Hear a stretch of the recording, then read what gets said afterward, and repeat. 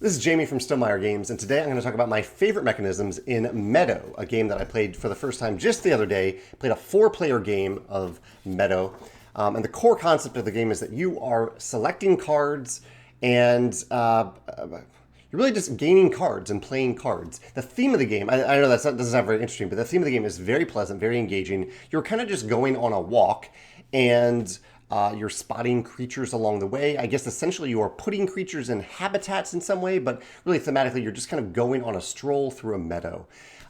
That's a really nice, pleasant theme. It doesn't feel like an exploration game, but there's this really nice sense of progress as you collect many different things that you saw along the way. And one of the amazing things about Meadow is that every card is unique. That really impressed me, except for maybe the starting cards. But every other card is unique. And the game comes with a companion index that helps you learn a little bit about each of the themes of the different animals and the different plants and any of the natural elements that you see during your exploration. And I thought that was really clever. It allowed the game to keep the cards language independent and uncluttered to feature the art, but also to add that flavor text just in a separate booklet. That I thought was really cool. However, my favorite mechanism of the game has to do with the action selection. Each player has 4 of these action selection tiles, and throughout each round of the game, you are going to be placing these tiles into slots on this grid mat here to select a card or one other thing. So let me explain how this works first. First, if I put this, I have tiles numbered 1 through 4. If I slot this tile in here, it means that I get to gain the first card in this row.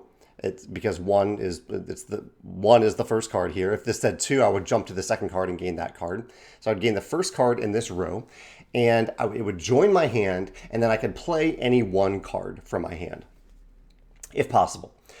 And so that's a standard thing you can do. Even that by itself, I think, is a really cool mechanism. That you have this grid, you pretty much fully surround the grid with these tiles by the end of the round. And there's a nice level of player interaction here because you're kind of jockeying for a card that you specifically want. Like if you really want a card, you got to go after it right away. But you also might try to buy time a little bit by doing the other thing that I'll explain in a second, because there might not be a card out here that you really want. So you might bide your time a little bit and wait for another player to take cards because they refill as soon as they're taken. Because the other thing you can do with these tiles is that each of the tiles, in addition to having a number, has a special ability on the bottom. You can see even from here, the abilities are different. Each of the abilities are different on each of the tiles. And so instead of using the triangular end of the tile and slotting it into this mat, you can use the square end and slot it into a limited number of positions on this mat. And when you do that, you get to take the special ability on that tile. They range from like playing 2 cards to selecting any 1 card from this mat, but not being able to play a card, things like that. So they're special, powerful abilities, but also different. They aren't inherently better than just gaining and playing a card.